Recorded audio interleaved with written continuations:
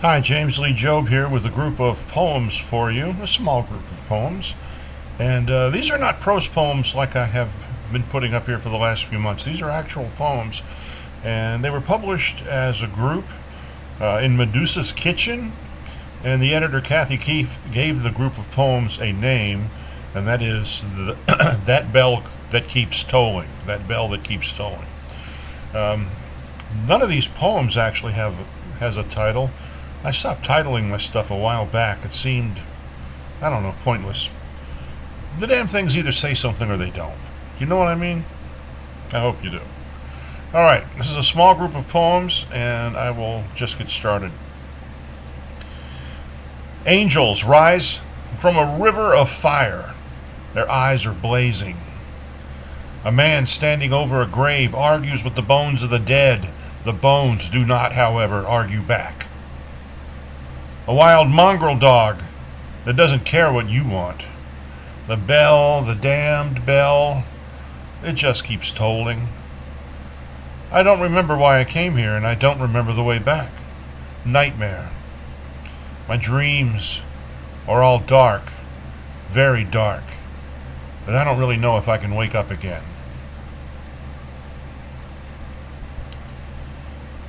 Perhaps you had been alone in a desert for a very long time. Days blurred into weeks, and weeks into years. Decades grew like tall saguaro cactus. They were your only shade from the blinding sun of time. That's how you know this is a metaphor, right? Your life was endless sand. Let me get going into the beginning, all right? Perhaps you had been alone in a desert for a very long time. That's your life. Perhaps you'd been alone in a desert for a very long time. Days blurred into weeks, and weeks into years. Decades grew like tall saguaro cactus. They were your only shade from the blinding sun of time. Your life was endless sand. And perhaps you had walked at night, and during the day you hid yourself away. The moon and stars cooled your eyes with a light like ice, a light like sweet dreams. The heat of the day pulled you into the oven, into the empty void of sleep. Eventually you forgot how to dream. That one keeps coming back in poems for me. Eventually you forgot how to dream. What is your life when you forget how to dream? You lost all desire. Perhaps you moved through life this way, silent and alone. Your truth was never spoken, and you harmed no one, and no one harmed you. Yet you were empty. Perhaps you never touched another soul, not really. Later, the wind blew white sand over your bones, and it was just as if you had never existed at all. It was titled The Book of Job. I turned the page and read. It said that I died deep down in the center of the world in rock and lava. I closed the book and returned it to the crowded shelf. How strange this life is, I thought, as I sat and waited for the earthquake that would swallow me down. Still, I don't believe in fate, I said loudly to all of the books staring down at me. Our house is a planet orbiting a sun that loves us. Well, that's positive, right?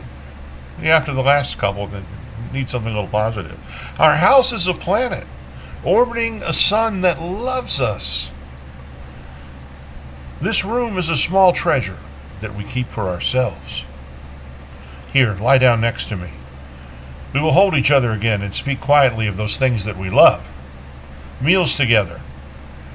The children that are now adults. Years that were moments and moments that were years. Our faces are now maps of the lives that became one life. Together we buried the generation that came before us, and we taught what we could to the generation that came after. One child we buried together.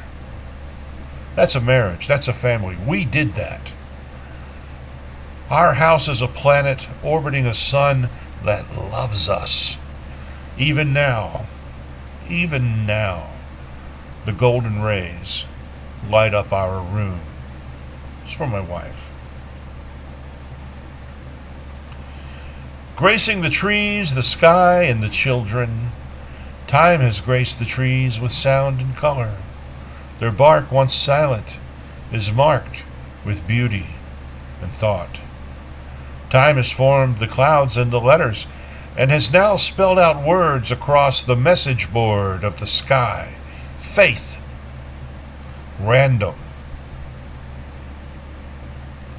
coincidence. Time did all of this, and there is beauty in that also. Below on the green earth, children write these words in spiral-bound notebooks and carry them to their teachers.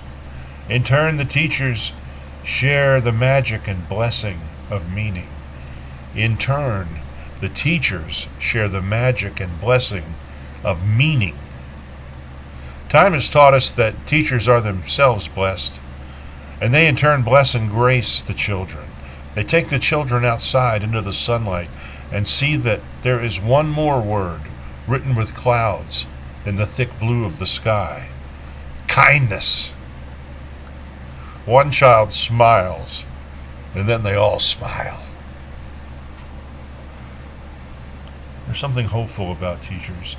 And this set of poems closes with a one-line poem. That hope might cover everything, working like snow works, covering the land, covering all.